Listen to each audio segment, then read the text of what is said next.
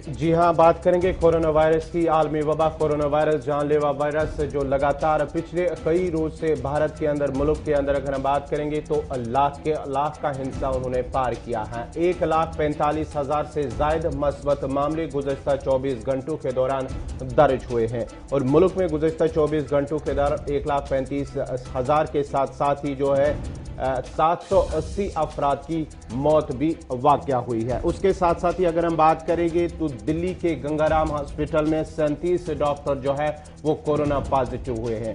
और साथ साथ दिल्ली की बात करेंगे तो दिल्ली सरकार की जानिब से 115 के करीब जो प्राइवेट निजी अस्पताल हैं उन्हें हिदायत दी गई है कि वो कोविड पॉजिटिव पेशेंट्स के लिए जो मखसूस उनके लिए 50% रिजर्व बेड जो है या रूम जो है उनके लिए रखे जाए। ये दिल्ली सरकार की जानिब से। आप इससे अंदाजा लगाया जा सकता है कि मुल्क के अंदर या मुख्तलिफ शहरों के अंदर किस तरह की सूरत हाल बनी हुई है। सबसे ज्यादा मुतासिर जो इस वक्त मुल्क के अंदर है वो महाराष्ट्र है, जहां पर सबसे ज्यादा कोविड पॉजिटिव केसेस जो है वो सामने आते हैं। उसके साथ साथ ही कई अहम शहर हैं जहां पर जो है कोविड मस्बत मामले सामने आए हैं। मुख्तलिफ शहरों के अंदर भी नाइट कर्फ्यू, दिल्ली के साथ साथ महाराष्ट्र और दीगर कई अहम शहरों में भी नाइट कर्फ्यू जो है वो नाफिज किया गया। उसके साथ साथ ही जम्मू कश्मीर के अंदर भी नाइट कर्फ्यू का जो है वो कल से शुरू हुआ है और पंजाब के अंदर भी नाइट कर्फ्यू।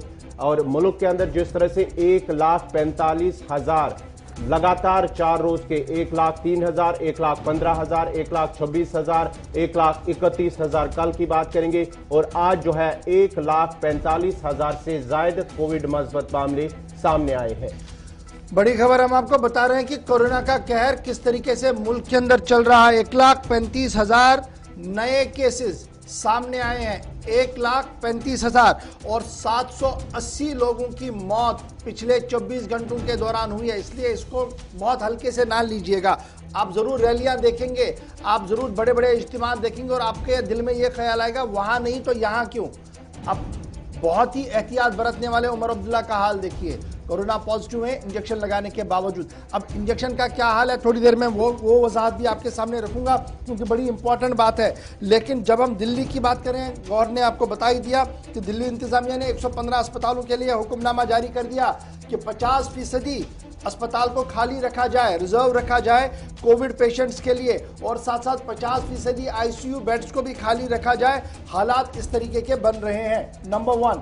नंबर 2, लद्दाख का फटाफट से आपको अपडेट बता दूं, 116 नए positive cases union territory Ladakh के अंदर आए हैं। अगरचे 60 से ज्यादा केस शिफायाब होकर, मरीज शिफायाब होकर वापस भी चले गए हैं। ताहम हालात जो है ज्यादा बेहतर। छोटी सी आबादी लद्दाख, दूर दूर रहने वाला लद्दाख, वहां पर 116 नए केस सामने आए हैं। अब जरा वैक्सीन के हवाले से क्या कुछ लोग कह रहे हैं, आलमी इदारे के बाद जो माहिरीन मुल्क भर के अंदर है उनका क्या कुछ मानना है, क्योंकि काफी अफवाहों के बीच खबर यह है कि वैक्सीन लगाया तो मौत वाकया हुई। कुछ इस तरीके की खबरों के बीच अब वजाहत भी सामने आई है और वजाहत देने वाले इदारे जो है वो इंतहाई हसास और अहम है। पोस्ट वैक्सीन इफेक्ट और डेथ्स के बारे में कहा गया कि कुल मिलाकर जो आंकड़ा 29 मार्च तक सामने आया है, 180 लोगों की मौत हुई है।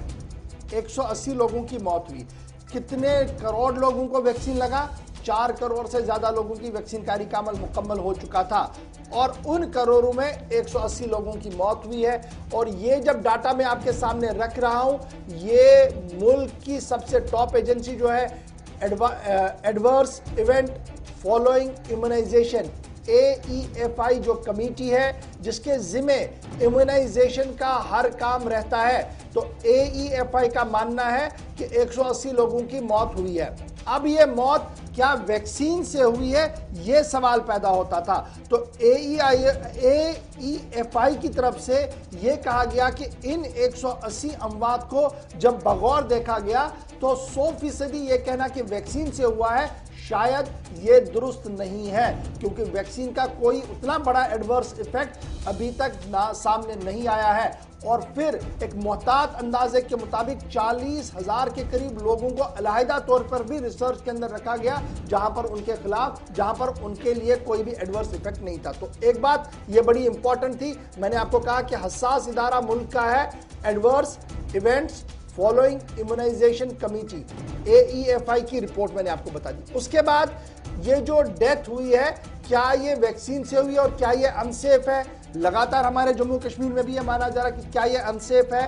तो AEFI जो दुनिया भर के इदारे इस पर नजर रखे हुए हैं, क्योंकि हर मुल्क का अपना AEFI होता है, लेकिन भारत के अंदर चूंकि वैक्सीन कार्य बड़ी तेजी के साथ चल रहा है, जो फिगर सामने आ रहे हैं, अगरचे सियासी जमातें इसको और भी एंगल से देख रही हैं, लेकिन यह कहना बहुत ज्यादा जरूरी है कि एडवर्स इफेक्ट अभी तक नहीं दिखा है। नंबर 1, AEFI का जहां तक सवाल है, उसने साफ कर दिया है कि कोरोना मुखालिफ वैक्सीन, कोविड-19 वैक्सीन जो है, ये भारत के अंदर बिल्कुल भी सेफ है।